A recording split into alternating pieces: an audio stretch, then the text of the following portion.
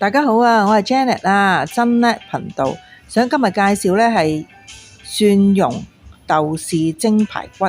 先介紹啲材料先啦，有新鮮排骨300克，豆豉少許，蒜頭4粒，鹽少許，生抽1茶匙，蠔油1湯匙，紹興酒少許，胡椒粉少許，麻油少許，粟粉1茶匙。首先我哋要洗乾淨啲排骨先，然後備用。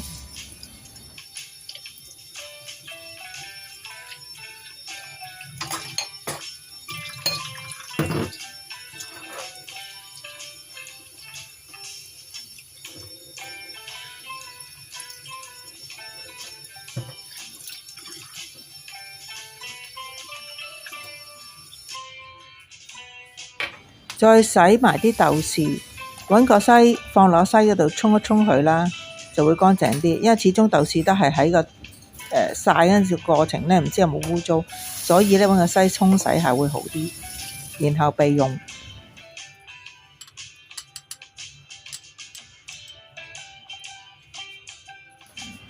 清洗埋啲蒜頭，等間再用嘅。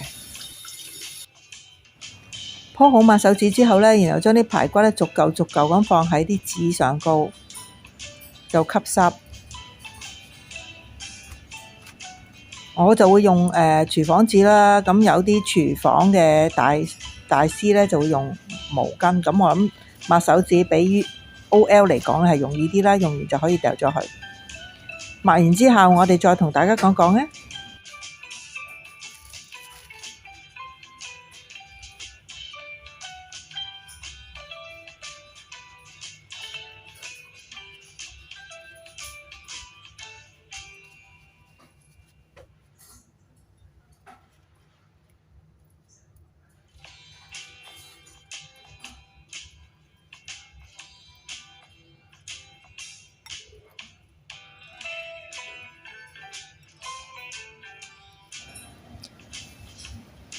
索完之後呢，請留意返醃料嘅次序呢，要跟返個視頻一樣啊，會好味好多㗎。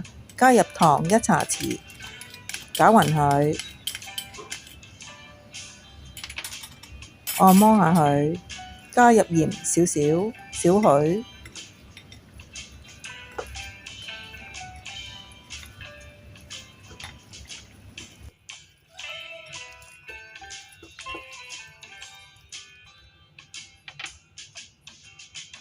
加入生抽1茶匙。點解加鹽都會再加生抽呢？因為生抽係用豆做嘅，咁會增添佢嘅層次感同埋啲豆味嘅。再按摩下，然後加入我哋嘅蠔油1湯匙。蠔油加咗落去呢，會將個肉呢鮮味會帶出嘅，因為始終都係海鮮嚟㗎嘛，咁所以加落去就會好味好多㗎啦。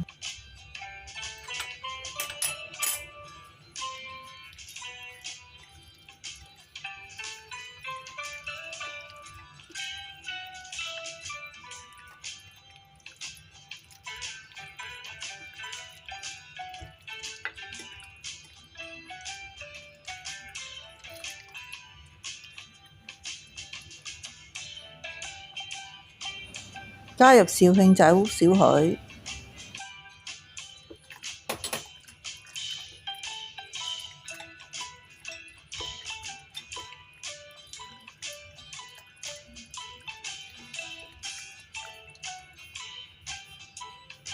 加入胡椒粉少許，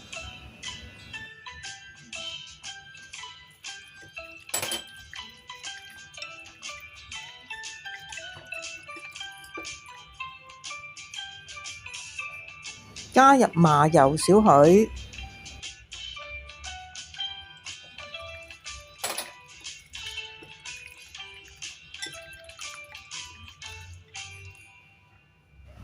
加入粟粉1茶匙。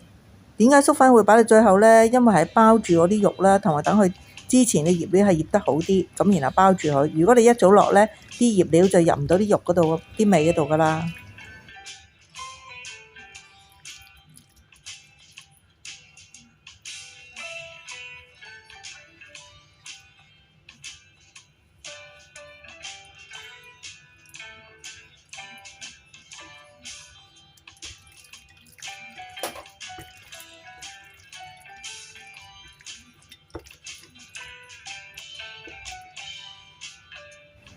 跟住我哋呢就會切碎啲蒜頭同埋豆豉，愛嚟撈醃咗嘅排骨。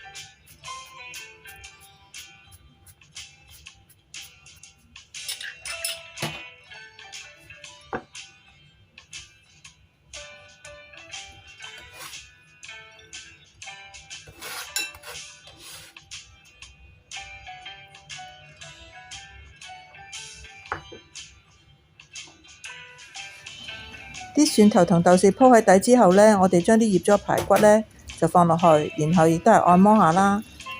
將每一個排骨呢平均咁放喺個碟上邊，千祈唔好搭住啊！如果搭住咗，有機會啲豬肉仲會唔熟噶啦。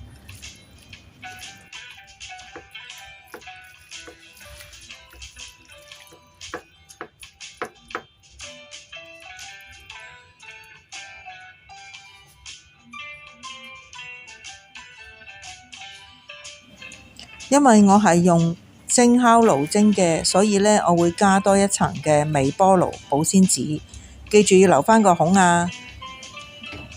然後放蒸爐115度蒸20分鐘。如果大家係用普通鑊蒸都可以㗎，時間都係一樣嘅啫。我試咗都好好味㗎，蒜頭豆豉都好惹味嘅，咁大家試下啦。多謝你收看呢個頻道。歡迎收看、點讚、分享、免費訂閱，再按小鈴鐺。拜拜。